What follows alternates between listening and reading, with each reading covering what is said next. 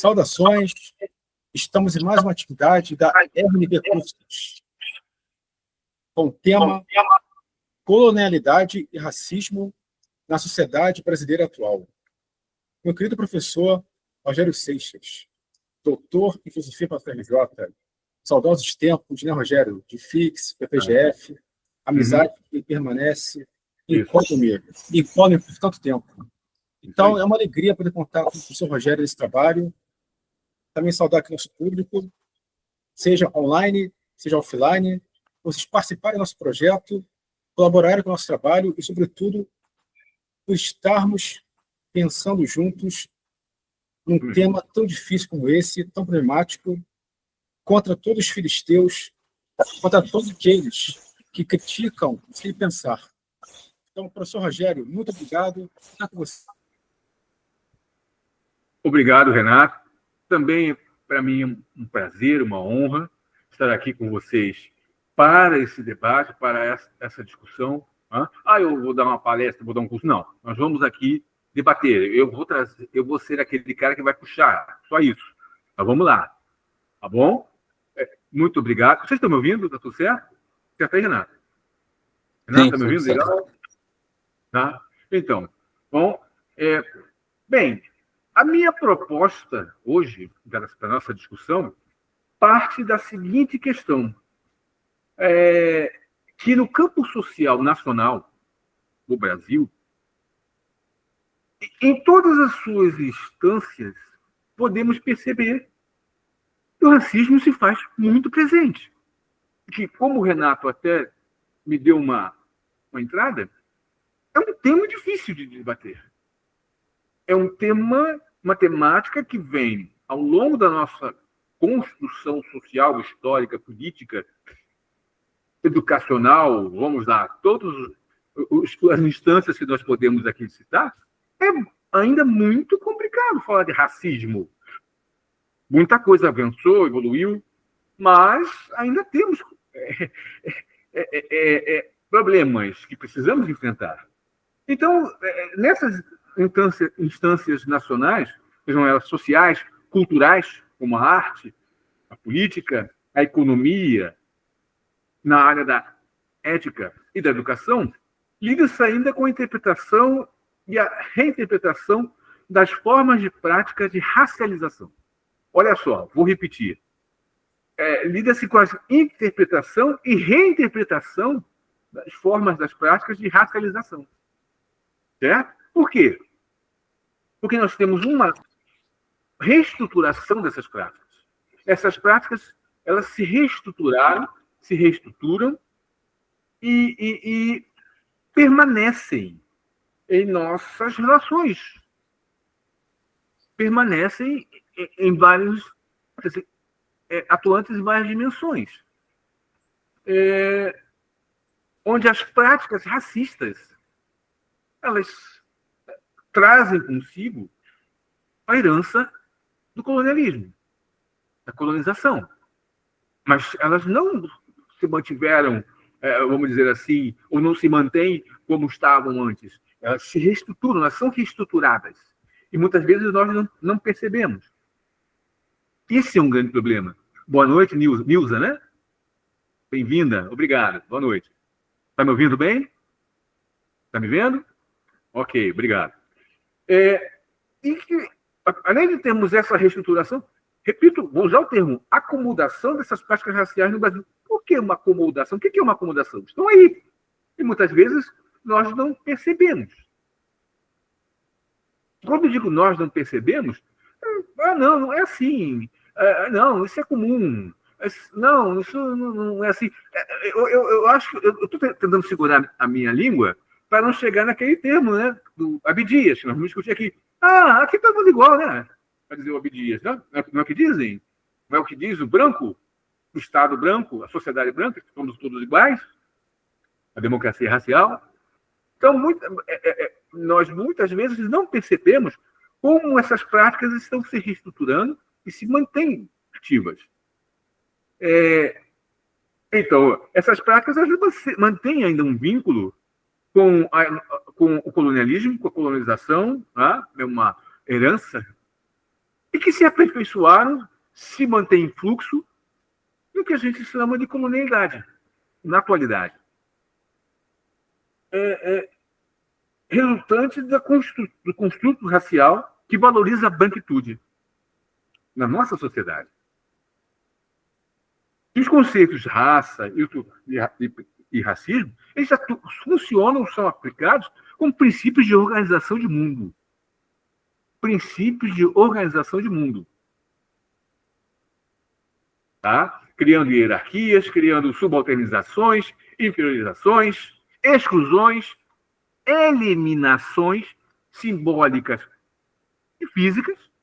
Eu acho que eu não preciso ser mais, né, Nilza? Maicon e demais, Renato e demais colegas que estejam aí. Eliminações físicas. Acho que eu não preciso ser muito específico nisso, como nós vemos. Né? Essas práticas que eu vou mais à frente falar, que podemos chamar, usando o termo Bachiri Bembe, necropolíticas. Não é qualquer grupo, não é qualquer um. Há grupos específicos, onde a raça e o racismo têm uma influência nessas eliminações. Ok? Eu quero agora fazer com vocês uma distinção entre colonialismo e colonialidade. Então, o colonialismo tem seu entendimento limitado ao período mais específico da colonização, mas que, em nossa atualidade, mantém as suas características, como o próprio racismo, e que se aperfeiçoaram e aperfeiçoou na que a gente chama mais atualmente na colonialidade. A colonialidade é um fenômeno histórico e cultural que tem sua origem no colonialismo, na herança do colonialismo, mas que foi se aperfeiçoando, foi modificando, vamos lá, suas estruturações, suas práticas, suas fundamentações. E que após a experiência colonial, propagando e mantendo, a colonialidade propaga e mantém a lógica do colonialismo. Essas relações coloniais entre saberes e modos de vida. Saberes e modos de vida. Percebam.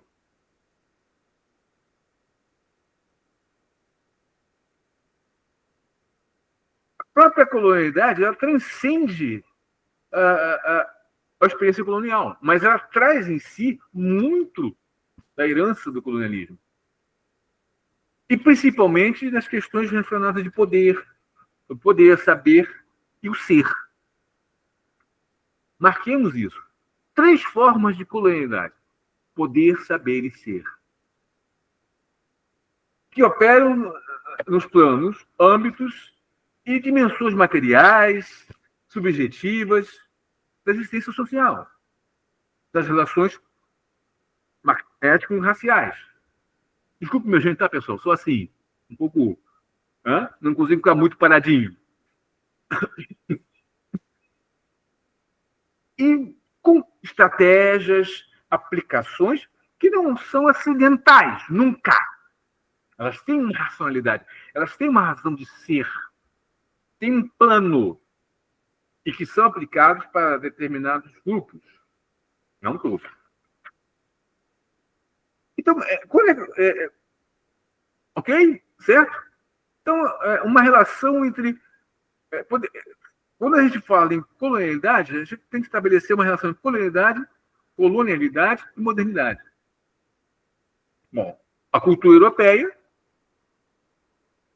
buscou se estabelecer, isso já desde o colonialismo, mas também na colonialidade, hoje, como um ideal universal e civilizatório de ser. À medida em que os europeus conquistaram o capital, o capitalismo. Hoje, nós podemos dizer que isso está muito na mão do norte-americano, também entra nessa. Mas esses dois competem para ver quem ainda tenta.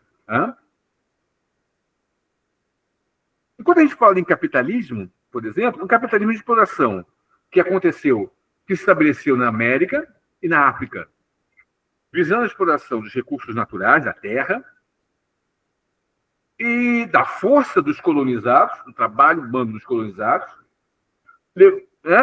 A partir daí, uma subalternização e opressão dos seus conhecimentos. Subalternização, inferiorização dos colonizados,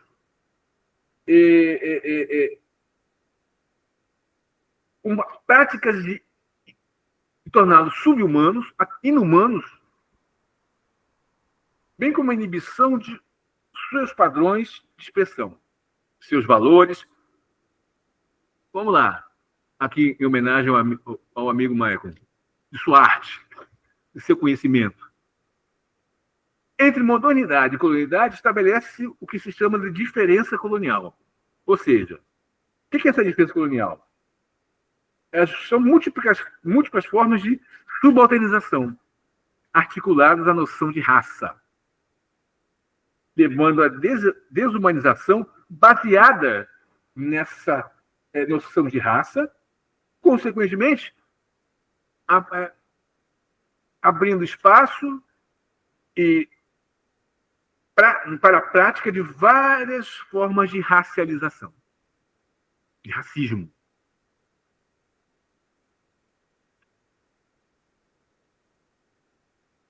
Eu vou citar aqui um pensador contemporâneo aqui da América do Sul, Alberto Quijano, alerta para a importância da raça como parte fundamental dos padrões de poder, saber e ser estabelecidos pelo processo colonial, presentes no que a gente experimenta hoje da colonialidade, muito presentes. Então, as suas relações raciais devem ser desenvolvidas a partir de uma perspectiva, aí para contrapor isso, negra e emancipatória, quer na educação, quer em outros campos das ciências humanas e sociais. Tematizar e problematizar a raça, elegendo como uma categoria central para entender as relações de poder na sociedade brasileira e, consequentemente, na América Latina, no campo do conhecimento, no campo da educação e da existência, da política.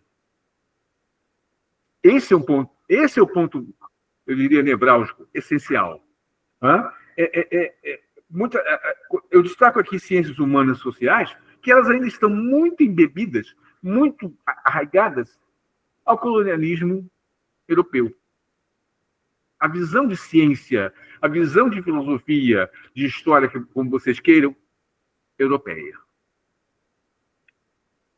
Não, por favor, não é jogar fora, mas desenvolvermos nossas pesquisas, nossos estudos, nossas ações, nossas atitudes. Então, eu aqui vou destacar essas três formas de colonialidade que o Alberto Quijano, apresenta para nós. A do poder.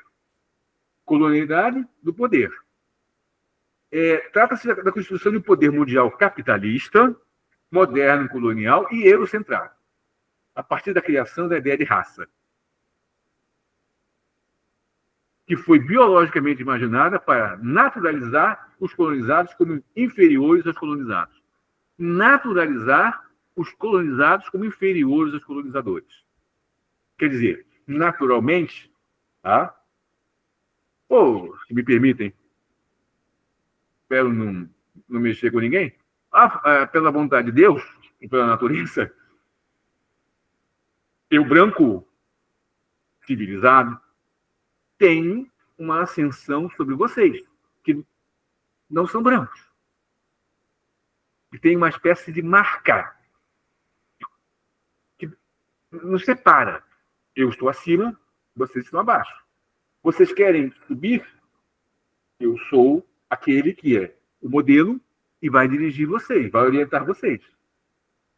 Então, Michael, vocês não têm arte. Eu tenho. A minha que vocês vão quem quiser, que vão, vamos dizer assim, absorver, se esbranquiçando, se embranquecendo. Certo, Nilza? Então, você vai estudar ciência, vocês não fazem ciência. A ciência verdadeira é minha. A noção de raça promove, então, esse poder eurocentrado ele traz exatamente, sobre os demais povos, ele traz a questão de subalternizá-los, colonizá-los e explorá-los. Vocês não são humanos, vocês são praticamente animais, vocês não têm uma cultura, vocês não têm um conhecimento, não têm uma estrutura política. Eu tenho. Eu trouxe para vocês. Vocês querem? Então, vocês são meus. Seus corpos são meus. Vamos dizer assim, vamos mais adentro. Suas almas são minhas. Vocês vão ser corpos que trabalharão para mim, trazendo riquezas. Se quiserem, inclusive, sobreviver. Então, veja, a noção de raça promove a classificação da superioridade de um povo em relação ao outro. Já exemplificamos aqui. Legitimando a subordinação do povo considerado inferior. Os colonizados, o negro, o índio, são categorias preferenciais dessa desumanização. São construídos graus de humanidade, onde o branco, europeu, ocidental, está num nível superior. Colonialidade do poder, colonialidade do ser, Michael. Idealizar graus de humanidade, segundo a raça, concede à colonialidade do poder uma dimensão ontológica, uma dimensão de ser, Nilza. Uma dimensão, vamos chamar assim, metafísica. A colonialidade do ser que se refere à experiência imposta de alguém ser tomado como inferior. Você não é um ser, você é um nada, vamos dizer assim. Você não é um ser em si. Não é um ser humano. É um animal ou até uma coisa. Formas de desumanização diferentes do outro. Segundo um tempo e um lugar. O que significa esse tempo e lugar? Eu agora trago para vocês, eu colonizador, trago para vocês a civilização, acabou essa, vamos dizer assim, essa aridez de nada, eu vou trazer para vocês. Mas, vamos lá. Mas a Nilza chegasse lá... Tá, Nilza, eu estou brincando com você, até para a gente... Espero que você não se aborreça. Nilza chega assim, mas peraí, o seu europeu. Eles são outros seres. Outros? Não são nada. São animais, Nilza. E olha lá. Aí sou eu. Destruição da autoridade. Esse lugar aqui, vocês não é mais de vocês. Esse tempo agora que era de vocês, acabou. Eu vou determinar esse lugar que vocês vão ocupar e o tempo é meu, Nilza. E vocês não têm essa noção. Vocês não são nada. A Nilza vai chegar, não, peraí. Eles são de outra civilização, outra forma de ver mundo, civilização. Não, Nilza, eles não são nada. Já percebemos um ponto nevrálgico, importantíssimo, essa questão, que é a destruição da autoridade. O outro não vale nada. Muito pelo contrário, vale trabalhar para mim. E acabou. Morrer trabalhando. O colonizador não branco aliena-se para se sentir humano. Perdão. O colonizado não branco aliena-se de sua condição humana. Trabalha-se de tal forma que o colonizado... Eu sou o quê? Eu sou... Quem vale mais? Essa garrafa aqui ou eu? Não sou nada. Para que me estar criando, né? Mas não estou mas não estou conseguindo evitar. Um animal? Uma coisa? Para se sentir humano, o que eu preciso fazer? Colonizado. Eu colonizado. E vou me vestir, vou falar, vou agir como colonizador.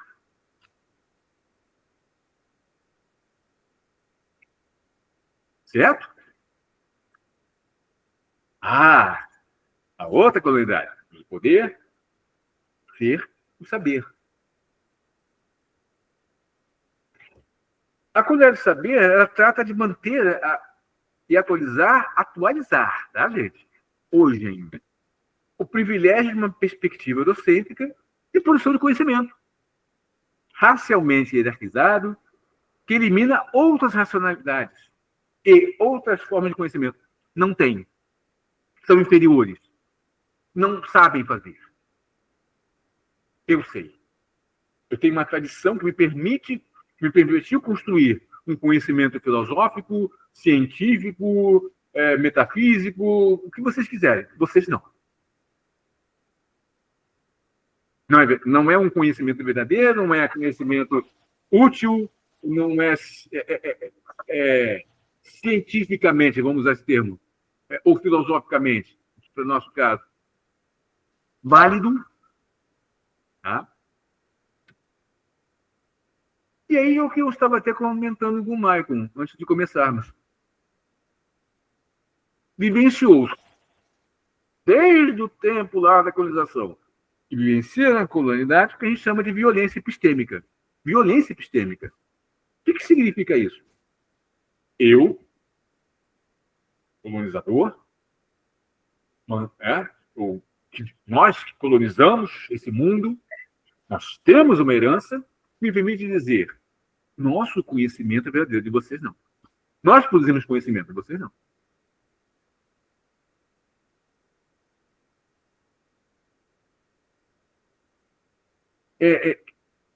Então, isso é uma forma de até inibir, excluir modos de pensar no mundo a partir de outros conhecimentos, que são inferiorizados, desqualificados, tá? E são colocados como não verdadeiros. Então, a partir da noção de colonialidade, temos essas três práticas: o poder, o saber e o ciência, que se articulam. E como estamos aqui falando de uma alienação, eu trago um pouquinho aqui do Frantz Fanon, quando ele fala da alienação colonial.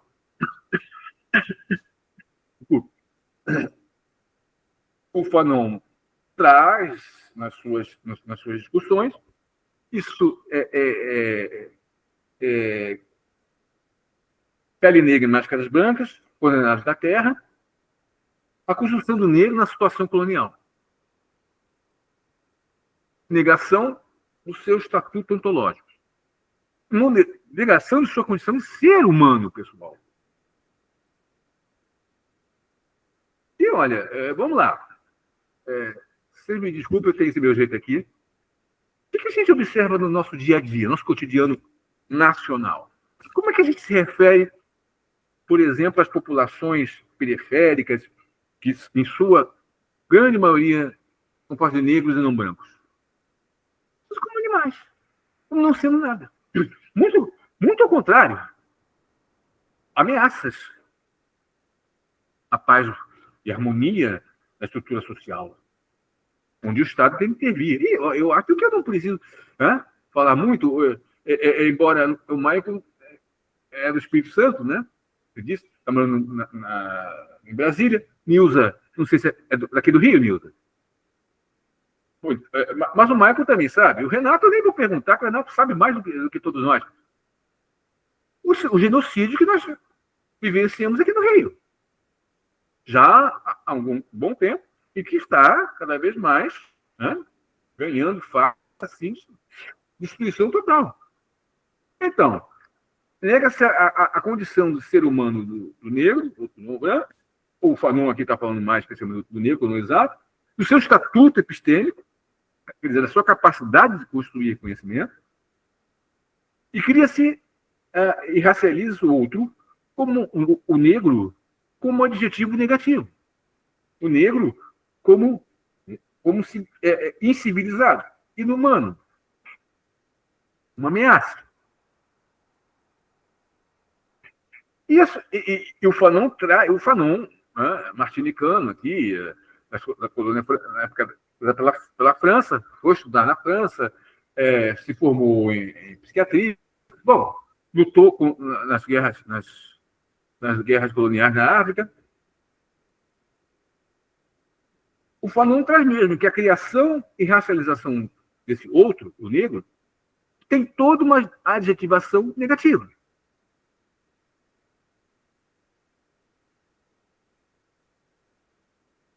E o Fanon ainda destaca que o branco, que a subjetividade branca, ela transfere ao negro, ao outro, os atributos considerados inferiores ou negativos, indesejáveis, mas que a sociedade ocidental negou e que ainda quer negar a si própria.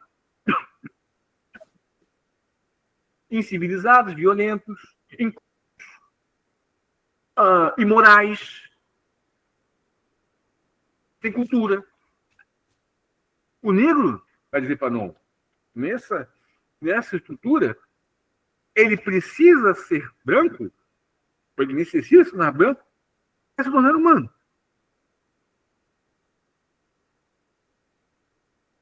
Mas o Fanon, ele vai apontar que dessa prática desumaniza-se tanto os brancos, os colonizadores, e os negros, que é uma característica do capitalismo moderno. Tá? Aí o Fanon constrói uma sociogênese em que ele trabalha essa construção, para compreender essa construção do sujeito colonizado, e trabalha de uma forma de um processo dialético entre a subjetividade, as ambientes sociais, como a racialização, a exploração econômica, a violência epistêmica, tudo isso. Como tudo isso é colocado de forma onde eu, colonizador branco europeu, tenho todo o conhecimento, toda a verdade, tenho uma subjetividade, e que vocês não têm. Vocês são inferiores, inclusive porque vocês são negros. São sub-humanos, inumanos, animais. Então, nós temos toda, vamos dizer assim, a capacidade e possibilidade de explorar vocês. De explorar seus corpos. Para que, aí vai, até o Fanon vai reconhecer, é uma condição que, minimamente, pode se valorizar a vida do colonizado negro como um corpo algo a se explorar. Se quiser, se desejar, civilizar-se. Ser francês, vamos lá. Fanon está falando, né? Tem experiência com a colonização francesa. Ser francês. Nunca vai chegar a ser um francês. Branco, óbvio. Mas já é menos animal. Ok? Agora aqui, trago para vocês o Abdias. Não podia deixar o Abdias de fora. O que Abdias trabalha aqui, Abdias Nascimento, para a nossa discussão? Uma questão que eu acho que é importantíssima e primordial, que ele aponta o genocídio do povo negro, que é o monopólio do poder do Brasil nas mãos da Câmara Branca minoritária, desde os tempos coloniais até hoje. Mas vejam, o Abdias traz um ponto até mais importante. Isso é visto, isso é tratado como se fosse um fenômeno de ordem natural ou de um período de direito democrático. Chegamos aí ao que é o alvo principal das críticas do Abdias e sua análise, que é a dita democracia racial, que se funde em quê? Nessas premissas. De que todos nós somos iguais na nossa sociedade, independente de cor, independente de situação econômica, vamos dizer assim, situação social. Então, o Brasil não tem racismo, não é isso? Aí o Abdias vai destacar a questão da raça ainda como um problema, em vários sentidos, político, econômico, social, ético, antropológico, como vocês queiram. Exatamente, mal, inclusive, conseguimos discutir sobre racismo.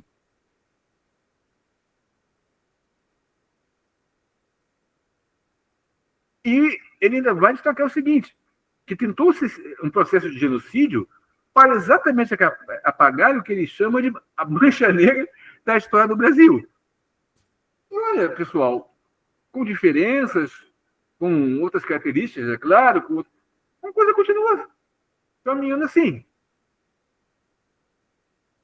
Aí o Abdias vai falar de uma tentativa de se erradicar a mancha negra com o uso dos poderes da magia negra.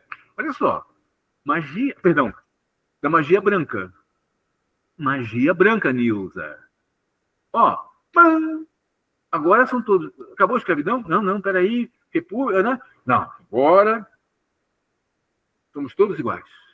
Então não há motivo para conflitos, não há motivo para reclamações. São todos iguais. Índios, brancos... Ou a justiça branca. Não, a justiça para todos.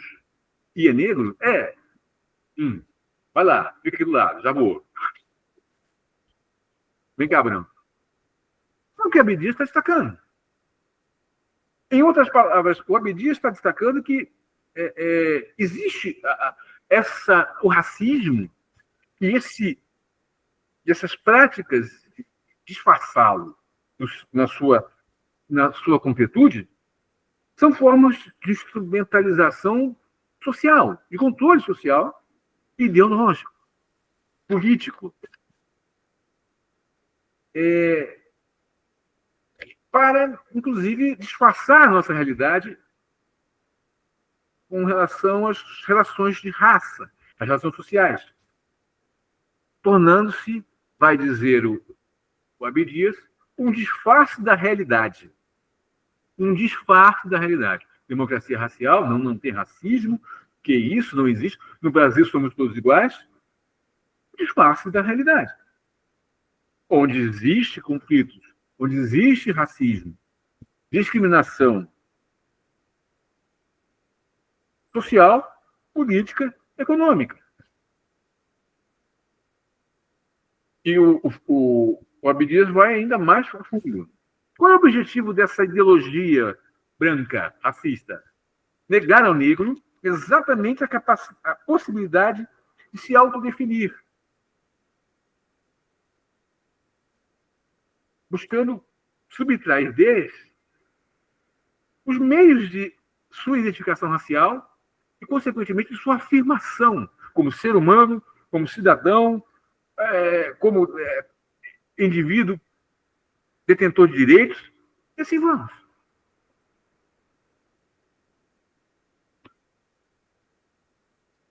Opa, o Michael está coçando a cabeça. Vamos lá. Nilza está assim, séria. Uau, vamos lá. Ainda segundo Abdias, as informações que os negros poderiam utilizar em busca de sua dignidade, identidade e justiça são sonegadas pelos detentores do poder, que é essa minoria branca. O processo se justifica, vai dizer ainda Abdias, com a alegação de justiça social. Quer dizer, nós vivemos numa democracia racial onde todos são brasileiros. Seja o indivíduo negro, o branco, o mulato, o índio ou o asiático. Todos na sociedade brasileira são iguais. Falácia, mentira, disfarce, vai dizer Abdias. De verdade, a camada dominante, segundo Abdias, simplesmente considera e quer evitar qualquer movimento de conscientização afro-brasileira, Michael. Olha aí, e pela arte e julgamento. Isso é importantíssimo.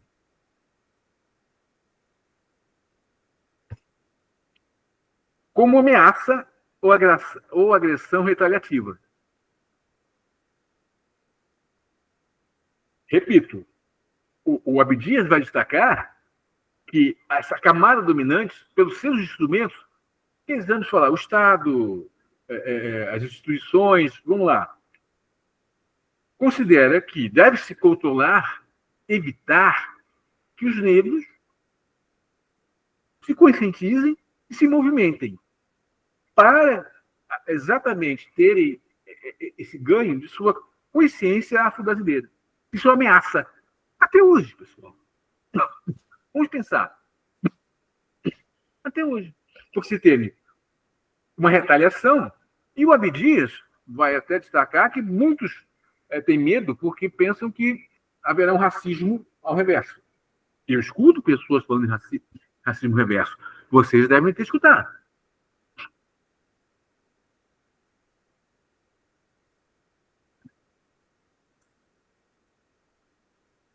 Tô indo bem, Renato? Tá indo no tempo? Tá legal? Beleza. Vamos lá. Agora, um conceito bem atual e que eu mais me aprofundo. Necropolítica e racismo.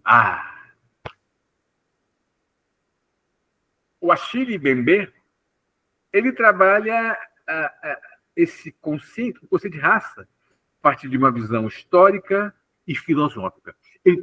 Vamos lá.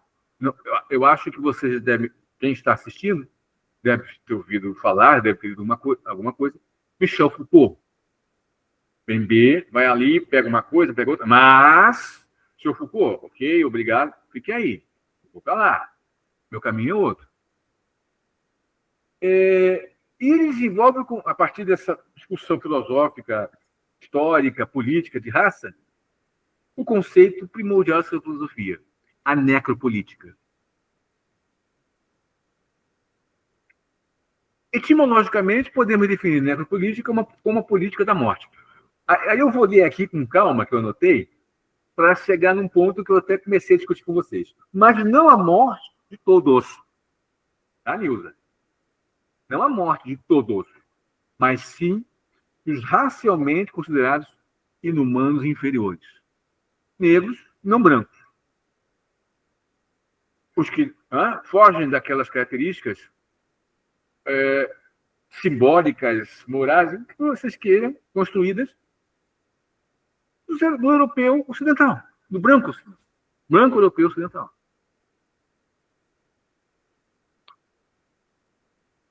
Tem-se uma política de gestão da morte, denominada necropolítica, e é descrita enquanto a submissão da vida ao poder de matar, ao poder da morte.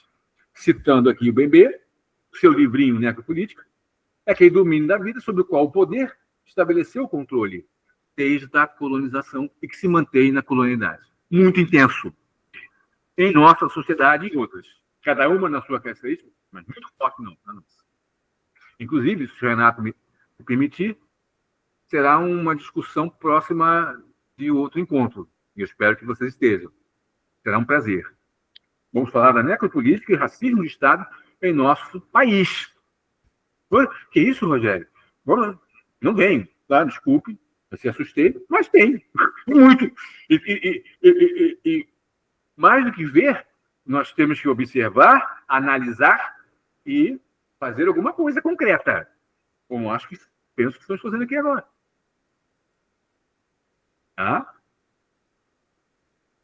Então, o poder da morte, cito o Mbembe, aquele domínio da vida sobre o qual o poder estabeleceu o controle.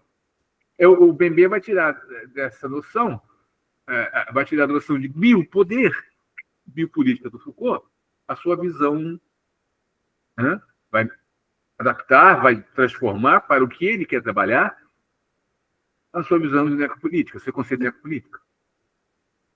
A necropolítica, raça e autoricídio. Esse ponto aqui agora. Autoricídio. É muito importante. Eu gosto muito dessa questão da alteridade. Que quando você olha para o outro e diz, ele é negro, ele é estranho, ele não fala a minha língua, você já está vendo o outro como algo estranho, uma ameaça, algo passível. Ou você se afasta, ou você põe para lá ou elimina. E eu não gosto do cabelo do Baiko. Opa, Baiko, sai daí. Não gosto do como a Nilza está aqui. Assim, sai daí, Nilza. Sim, há um incômodo. Estou aqui brincando, mas há um incômodo que é trazido pelo outro que se coloca. Quem coloca, olha, eu sou negro, eu sou índio, vamos lá. Eu tenho uma formação, eu tenho... Epa, mas que é isso? Ou então, olha, tá vendo aquele negrinho ali? Essas coisas que nós vemos no cotidiano. Então, a necropolítica hierarquiza, repito, e banaliza a produção do outro como inimigo radical. Inimigo radical para ser eliminado, pessoal. A raça se articula ao poder.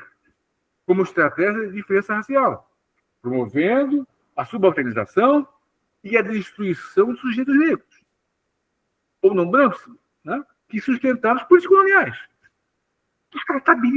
Descartabilidade do outro, quando não serve mais, quando me incomoda. Determino a ele, olha, você não tem espaço aqui nesse mundo. E eu ocupo o meu espaço.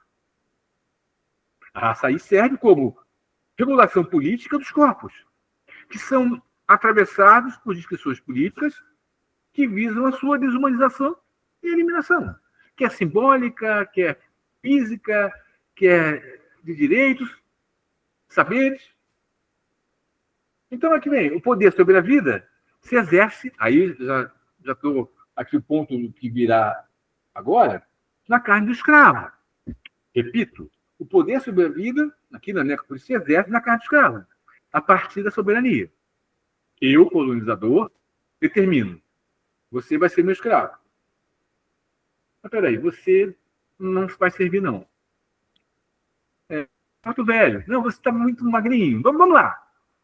Esse negrinho aqui não vai servir. A partir da soberania, do poder de determinar quem vai morrer e quem eu deixo viver. Esse morre, esse não morre. Aquele grupo tem que ser eliminado. Esse aqui a gente deixa um pouco. Está vendo mais um pouquinho? Se comportar, se produzir, se mantiver ali. Tá? Aí temos a noção de essa soberania e do biopoder. O poder de fazer viver e deixar morrer. Que está inserido na necropolítica. Que eu penso, não sei o que vocês pensam. Uau! Nós experienciamos, eu Nilza, Renato, somos cariocas. Uau! Não é Nilza? Não é Renato? O Michael também sabe disso. É Brasil, mas é óbvio que temos capitais que parece que a coisa é muito mais intensa, por vários motivos, históricos, sociais, políticos, econômicos, e vamos lá. Então, a construção da raça é também uma história de afirmação da necropolítica, com corpos negros sendo encaminhados à morte, tortura, escravidão, silenciamento. Silenciamento, Michael, na sua cultura, na sua tradição, vamos chamar assim de tradição, não me vem outro termo, artística, cultural, que seja. Não tem. O Bembe, ele traz essa noção de uma morte física, sim, mas a necropolítica também tem essa característica de uma morte simbólica. E vai existir. Está frito. Tá? A escravidão é um exercício de poder sobre a vida, que gera a função do seu esgotamento da sua morte. Você... Vem cá, esses escravos aqui estão velhos, né? Estão. Acabou. Não vou gastar tempo com eles, comida, não estão trabalhando direito. Morram. Não vou nem matar. Isso aí tá morrendo. Fica aí. Vem cá, fulano. Põe esses 10 aí que não estão mais trabalhando na lavoura. Não dá mais comida, não dá mais água. Deixa aí dentro da senzala, tranca. Deixa morrer. É como se... Né? Vamos lá. A gente compra um móvel. Né? Puxa, esse móvel tá bom hoje, não sei o quê. Daqui a um mês, as portas estão caindo, né? Vou jogar fora. Tá. Descartabilidade. Mas são humanos? Não. Eles? Não. São até preguiçosos, não querem mais trabalhar. Estão velhos. Mas e daí? Vejam. Eu estou aqui, de uma certa forma, um teatro, mas essa é a prática até hoje.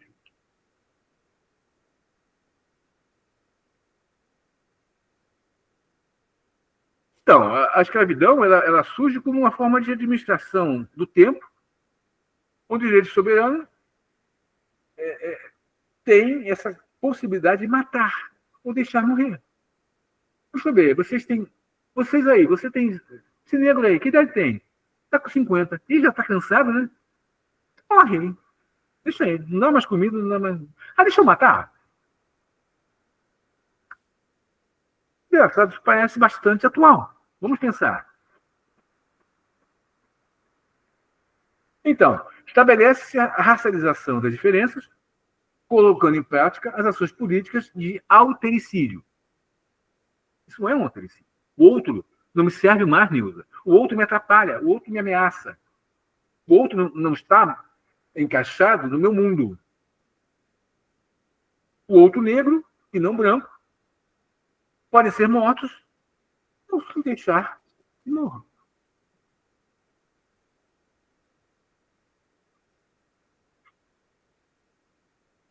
A escravidão criou no Brasil uma singularidade excludente perversa. E, vamos lá, tem um mecanismo que funciona e permanece até hoje.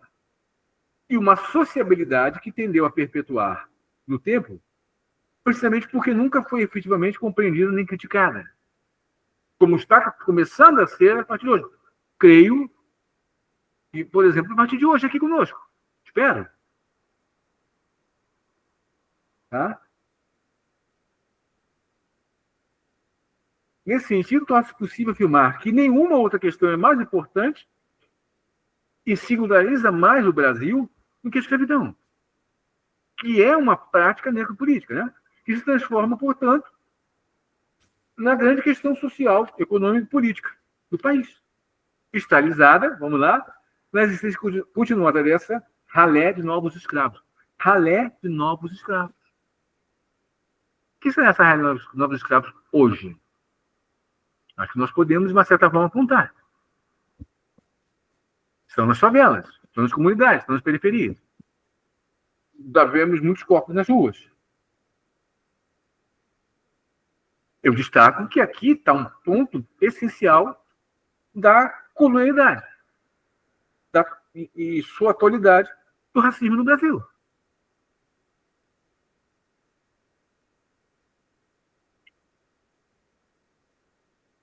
A prática da necropolítica compreende, então, uma relação dinâmica de relação de poder e dominação fora do continente europeu. É muito intensa aqui. Esse sistema tem fins de extermínio e dominação, e o racismo funciona como uma tecnologia, uma técnica desse exercício da necropolítica.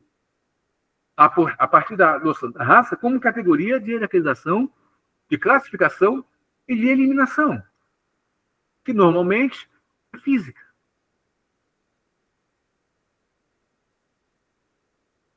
Nesse processo, o racismo apresenta uma função reguladora da política da morte, marcada no período colonial e naturalizada como condicionante de aceitabilidade de práticas genocidas e nossa atualidade na colonialidade.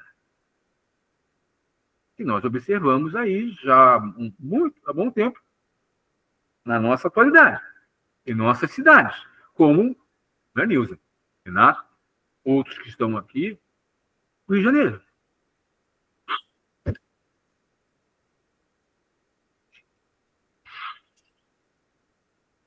Bembe destaca a necropolítica como parte de um projeto colonial europeu de dominação, com a finalidade de matar os sujeitos politicamente idealizados como inferiores. Então, nós estamos falando do Brasil, tal conceito se desdobra nas ações políticas, econômicas, sociais, em sociedades colonizadas e marcadas pela colonialidade, como é a nossa, que se perpetua e se complexifica esse projeto. Cada vez mais se desenvolvendo, se tornando complexo e, vamos dizer assim, eficiente em muitos pontos. Partindo do princípio da soberania enquanto direito de decidir quem vive ou quem morre, a necropolítica se articula a partir da divisão hierárquica da humanidade em grupos. Necropolítica, divisão de hierarquias da humanidade em grupos. E estabelecendo um estado de exceção para esses grupos. O que é um estado de exceção? praticamente nenhum direito, são ali controlados, minimizados, inferiorizados e vistos sempre como ameaça. Quando reivindicam alguma coisa, e lá vem eles. Esses marginais, os bandidos, os vagabundos. Então, enquanto país de herança colonialista, como é o nosso caso, ao assumir a colonialidade, que desenvolve, que aperfeiçoa essas práticas, as estratégias que implantam uma necropolítica, é voltada para o extermínio dos ditos racialmente indesejáveis. Dos racialmente indesejáveis. Já estou terminando, tá, pessoal? Necropolítica no Brasil, como eu coloquei no subtítulo. Quem deve viver, quem deve morrer. Baseado nesse capitalismo atual neoliberal, quem deve morrer e deixar morrer.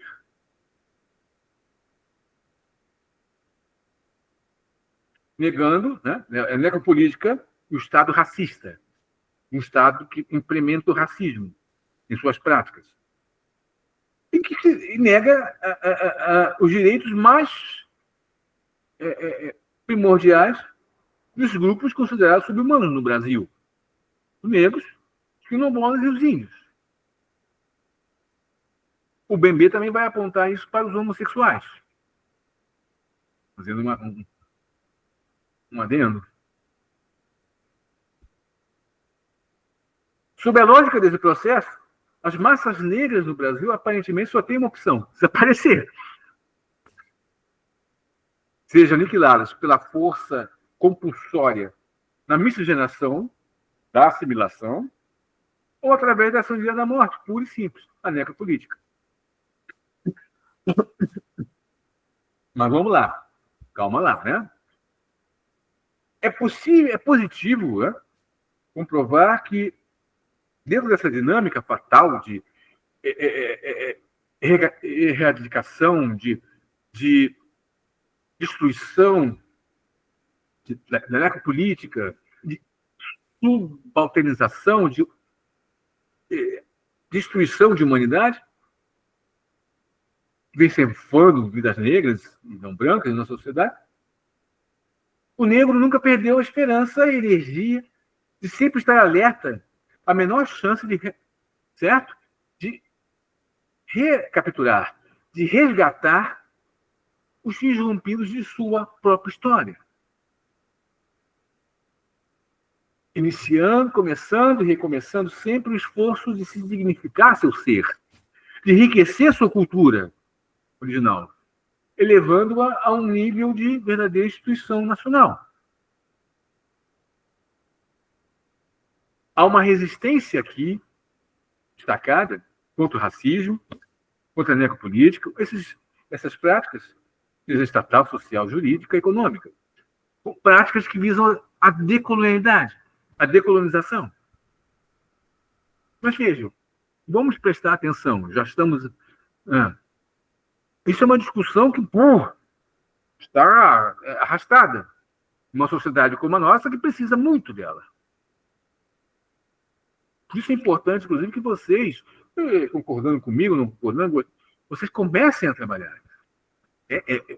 Eu penso que é um objetivo do Renato também, o meu é esse. Que vocês, Maicon, Nilza, quem estiver agora nos assistindo, puxa, aquele careca foi uma bobagem ali, não concordo, mas muita coisa puxa. O meio acadêmico, agora, uns anos para cá, Renato sabe disso. Aqui começou racismo, né? Legal, porque male, o racismo do Michel Foucault, Nilza. Aqui ali, né? Francês, branquinho, pronto, para ali, acabou. Male. Hoje nós temos, por exemplo, na Rural, não sei se a Nilza conhece, não sei se o Marca conhece, o professor Renato Nogueira, que eu tenho o prazer e a honra de trabalhar no grupo dele, o Afrocim. Então, nesse contexto, sobressai a plena consciência do negro de que somente poderá ter um futuro quando houver a transformação de toda a estrutura do país, em seus níveis. Na economia, na sociedade, na cultura. Tá, Michael? Eu estou apontando para o Michael porque nós batemos um papo aqui e está estudando arte. Arte negra. Por que não?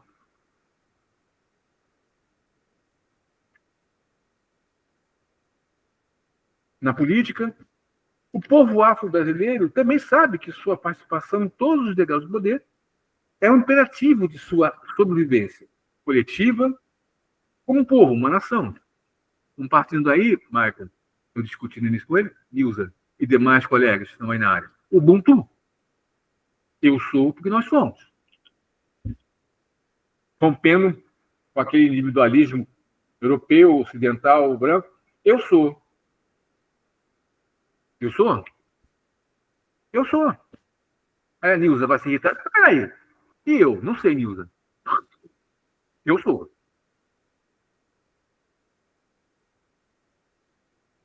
Tá?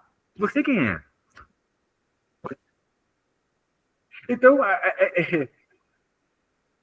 segundo Kabengele Munanga, já ouviu falar? Já ouviu falar, Nilza? Kabengele Munanga. Não? Se você quiser, posso passar para você. Cito. A negritude deverá ser um instrumento de combate para garantir a todos o mesmo direito fundamental de desenvolvimento, dignidade humana e o respeito das culturas do mundo. Repito, a branquitude está aí, a branquitude se mantém como o paradigma de toda essa situação de domínio de poder, de políticas públicas e outras coisas mais, mas é como o Munanga destaca. A negritude, repito, e aí termino, deverá ser um instrumento de combate para garantir a todos o mesmo direito fundamental de desenvolvimento, dignidade humana e o respeito das culturas do mundo. Obrigado por estar aqui. Tá, Renato? Obrigado. Caro Rogério, muito obrigado pela sua performance. Liguei com a câmera por questões de contingências. Agora eu quero abrir as perguntas também. Se manda brasa, se tiver aqui, Michael, tem mais colegas. Uma questão, estamos aí. Aproveitar sapiência. E já adiantando, né, Rogério, só para aqui, né? Saber que você volta em breve, né? Muito em breve. A gente estava aqui negociando, então, mais rápido que espera, teremos um caminhamento nessa leitura em breve. Depois eu vou passar para nossos convidados aqui, nosso público.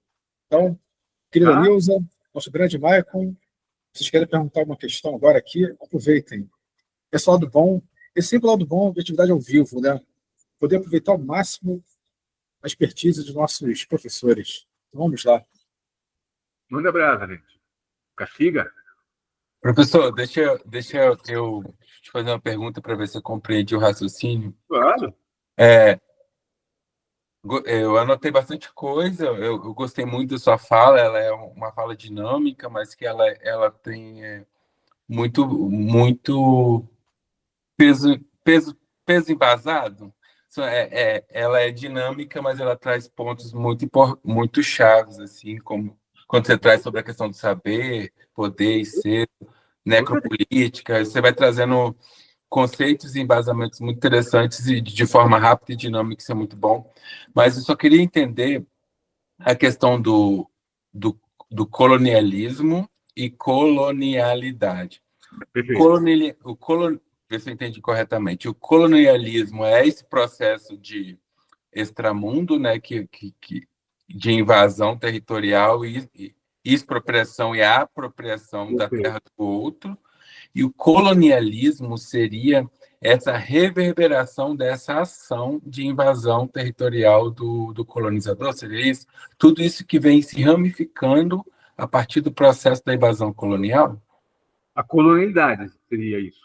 Seria a colonialidade, seria a ramificação da colonização. que é o colonialismo. E pensa essa ramificação, Michael, e usa... eu pego essa ramificação, a desenvolvo, tá? Quando eu digo eu pego, quem trabalha em cima dessa racionalidade das suas práticas, certo? E desenvolvo mecanismos que ela se torne... Bom, a Nilza olha assim e não vi. Aí, no segundo olhar, ela vê. Sacou? Eu acho que penso que o Abdias, nesse ponto, nos traz uma visão de que a democracia racial, todo mundo é igual. Opa, sim, claro. Afinal de contas, é negro, mas daí acabou a escravidão. Acabou? Qual a escravidão? A histórica? Tá, mas e outras práticas, outras formas de escravidão? Aí é colonialidade. Como você traz esses mecanismos, onde o racismo é a base, onde a raça é o princípio, a prática do racismo, a racialização é a base, e que, né, são mais, digamos, atuais. E que diga assim, não, mas peraí, eu não sou racista, eu só não gosto de negro. Parece uma coisa assim, mas racismo, eu não gosto de negro, só isso. Índio, você observou bem, vai reverberando, vai se ramificando, mas sempre de uma forma que se renove, se modifique. Esse é o problema. A necropolítica é uma prática dessas. Você poderia dizer que quando o seu João, o seu Manuel chegaram na África ou aqui, já fizeram. Não, mas a necropolítica, no sentido que o bebê nos traz, ela ganha, a partir das práticas de colonização, o que ela é hoje. Seus mecanismos, até sutis, que até nos convencem. Não, tá certo, necropolítica é neles. Eu lembrei muito do sistema previdenciário nosso para aposentar, né? Ele é muito sutil, mas ele está ali. Você vai até o final da sua vida trabalhando 40 horas, 44 horas semanais e ganhando salário mínimo. Grande parte do Brasil ganha um salário mínimo. Ele é muito sutil, mas ele está ali no sistema previdenciário, sabe? Olha, eu dou aula na Fiocruz, na INSP, um curso de filosofia, relações étnico-raciais, racismo. E tem um texto, posso até passar para vocês, eu não comentei aqui, mas aproveito, que fala sobre a Covid. Que na Covid, a prática oficial em relação a quem eu vou, Estado, quem eu vou dar atenção, recursos, quem não, passa muito por aí. E as comunidades racialmente, vamos lá, racialmente negras, não brancas e indígenas, vão deixar de lado. O artigo, se vocês se interessarem, posso passar para vocês, vou buscar, mostra que, até estatisticamente, as ações durante a Covid no nosso país, elas cobriram mais os grupos brancos do que os outros grupos negros e não brancos. Olha, eu vou gastar 50 aqui eu gasto 10. Vamos lá. Aqui eu não gasto nada. Deixa eu ver. Isso é uma prática necropolítica que tem uma visão colonizadora, no sentido de que aquele é inferior.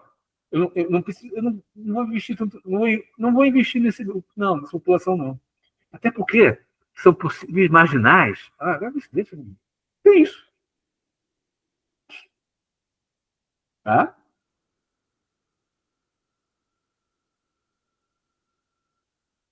Nilza, questão.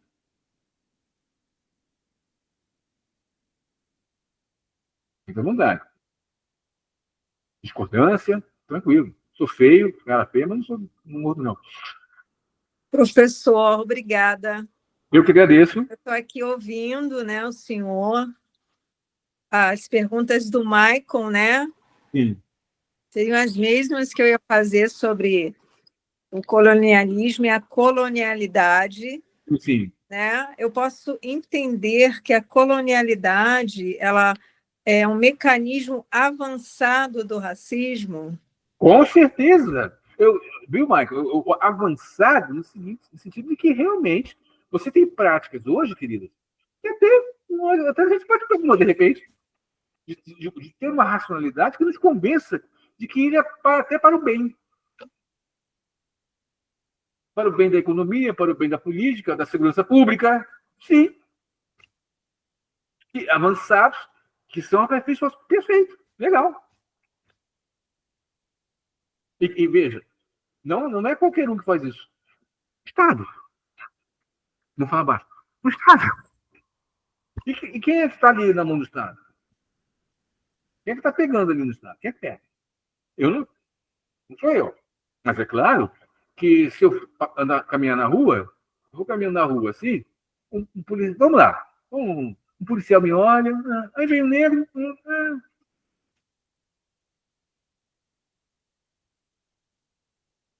Por quê? Porque se identifica ainda que a cor negra. Mas ele não é escravo, ele não é. Mas possivelmente vai ser um bandido. Isso vai, inclusive, Nilza, dentro da sua pergunta, isso vai além da própria visão de escravo ou colonizado. É um bandido. É uma ameaça.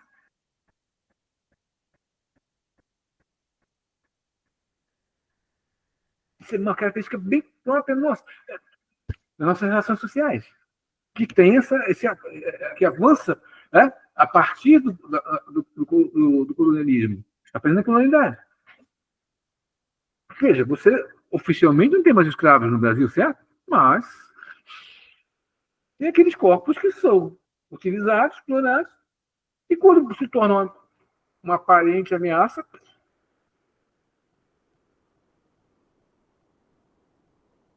Olha só, vamos que ninguém nos escute, já escutando. A criminalidade, o tráfico de drogas, quem é que controla mesmo? É o Renato? É o Michael? É a Nilza? É o Rogério? Quem está ali? Nós vamos combater o tráfico com tudo. Será?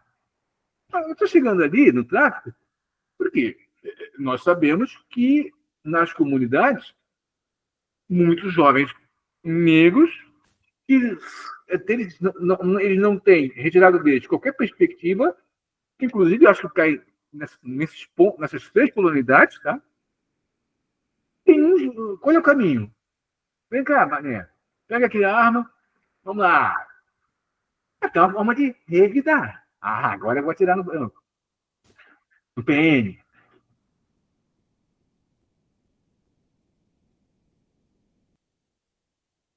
Tá? Aí vemos essa guerra.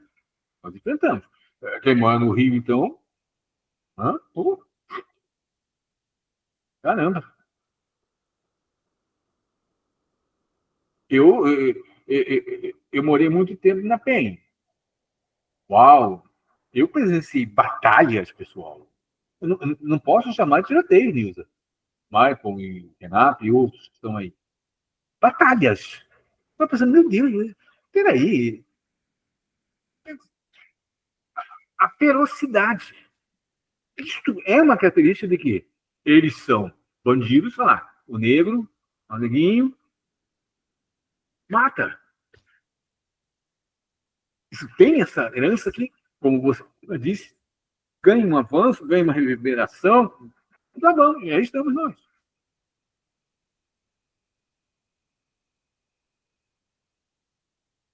Ok? Certo, Nilson? Não, que bom que a Nilson está ali se concentrada, são questões muito importantes para pensar.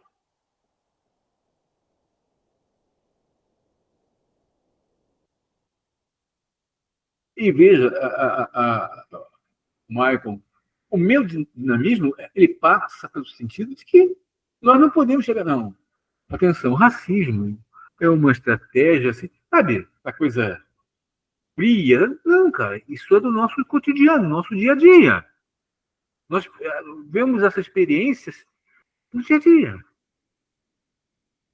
Num ônibus, na rua, numa loja.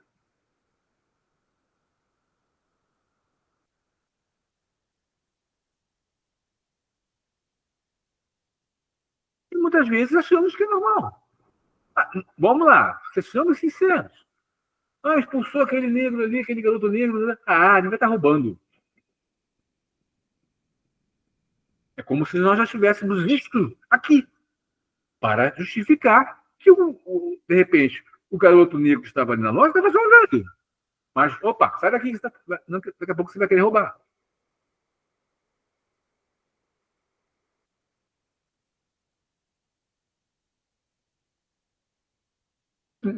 Como professores, Renato é professor, Michael, não sei se já deu aula, Nilza, não sei se você é professora, eu sou professor. Discutir isso em sala de aula hoje ainda é muito complicado. Estamos falando de 2025, é muito complicado. Como se fala, veja, quando eu falo em sala de aula, tá, ensino médio, meus amigos, mas ensino superior também, gente. Não é fácil, não.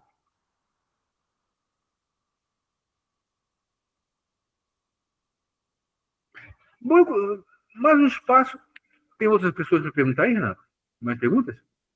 Tem mais colocações? Desculpe, estou falando demais. Ilza, Maicon, mais alguma colocação? Então, veja. O que eu ia falar? Sim. Na Fiocruz, as aulas são aulas online. Já estou lá há uns 4 anos. Porque tem muita gente fora, de outros estados. Uma ocasião, uma aluna, deixa eu pensar, sim, Santa Catarina, branca, me viu assim, e o senhor é professora? Eu, não, sou. O senhor é branco? Sou. Não, sou branquinho, né? Perceberam? E o senhor é professor? Sou. Eu sou branco. O que significa isso? Ora, num curso sobre racismo e associação raciais, como deveria ser o professor? Negro. O branco está ali, um cara de português, falando sobre isso. Vocês estão entendendo? É porque levei na boa, mas não entendi. Entendi, mas não compreendi, se é que você me entende.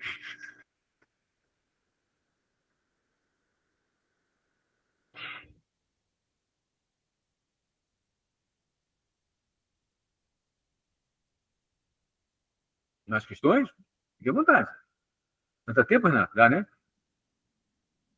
Renato?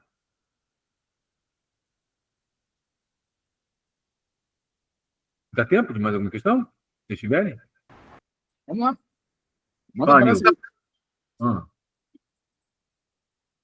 Satisfeitos? Tem mais gente aí, Renato, ou não? Não, tem muita gente que assiste offline, então... Entendi. Claro, entendeu? O Felipe deve ser... Normal, a pessoa se inscreve e perguntou depois. É aquilo, o que eu falo, a gente tem um público, né, híbrido, é o online e offline. É importante pensar junto, é a nossa política. Ok. E depois também, até o seu contato fica disponível para os nossos amigos aqui, nossas amigas, então a rede se fortalece. Entende? Não para por aqui, não. Não só você volta, mas também, né, por exemplo, se Michael, Nilza, quem mais quiser ter contato com você, né, é isso aí, eu deixo o teu contato. Sim, eu peço desculpas pelo meu jeito, mas eu não consigo ficar assim paradão. Né? Não, eu também sou assim, eu gosto disso, dinâmica. No dia, todo mundo cansado. Né? Boa noite, pessoal. Racismo, né? Poxa, aí você me mata daí. Então é coisa mais. Não, mas Rogério, você não é incrível, amigo. Mas o Michael foi perfeito. Falei desse jeito, né? Mas coisas feias, né? Coisas duras. Ainda bem. Que é nosso cotidiano. Aí, deixa eu também fazer os comentários finais, não só para agradecer ao professor Rogério, como também ao nosso público, mas de fato é um tema que tem que ser debatido no sangue, né? Porque, ou seja, as pessoas falam muito assim, né? Lugar de fala, ou ainda porque é um problema também muito complicado, né? Mas tem que se fiar no discurso, não na imagem, né, Rogério? O que Sim. vale é o discurso, é o texto. Por exemplo, a gente tem todo um trabalho realmente para organizar esse debate, né? Então, o que vale é isso aqui, é vocês estarem pensando juntos, teoria e prática estão juntas, né? Porque não basta só falar sem prática, mas também a prática sem fala não adianta nada. Então, pode dizer, tinha uma propaganda, né? Como é que imagem é nada, sede é tudo. A gente tem sede de justiça, sede de luta social, é isso que vale, né? E a necropolítica impera. A necropolítica impera justamente quando abusa-se da retórica e não se faz nada, né? Mas nosso papel também é esse, é trazer consciência de classe, consciência política, consciência crítica. Por isso que é muita gratidão poder estar junto com vocês, né? Poder trazer esse debate para o público nacional, né? Porque nosso debate ele transcende o regional, o debate nacional. E o virtual promove isso, né? O virtual também tem a possibilidade de a gente estar junto. Gente, e levando em conta a situação climática, né? Você ainda está com o Maico aí, assim, né? Na cidade dele, mas aqui no Rio de Janeiro a coisa Rio de Janeiro está terrível, né, Milton? haja Guaraná gelado, outras coisas mais. Né? Mas é isso, a gente transcende muitas vezes a própria limitação física, climática, para pensar um problema que está aí, né? E a gente está vivendo um barril de pólvora no Brasil, né? Daqui a pouco é carnaval, mas, né, para bom entendedor, estamos aí com. Já aconteceu, né? Vocês vão ver as notícias, né? Mas muitas coisas vão acontecer no carnaval no Brasil, para o bem e para o mal. Queira para o bem, né? Para o bem social, para nossa defesa da nossa república, do Estado democrático de direito, né? Então, vamos parando por aqui, né? Mas em breve o professor Rogério está de volta, uma atividade extra ainda em fevereiro. Eu agradeço a vocês, muito obrigado. Quero agradecer a vocês por tudo, tá? Sem vocês, a gente não conseguiria realizar esse evento. Gratidão total. Gratidão, porque isso aqui é um espaço de resistência, espaço para a gente buscar alternativas para uma sociedade melhor, mais justa, mais igual, mais unida e que dê um salto qualitativo para uma verdadeira democracia. Assim esperamos. Quem sabe? Vamos lutar para isso. Tá.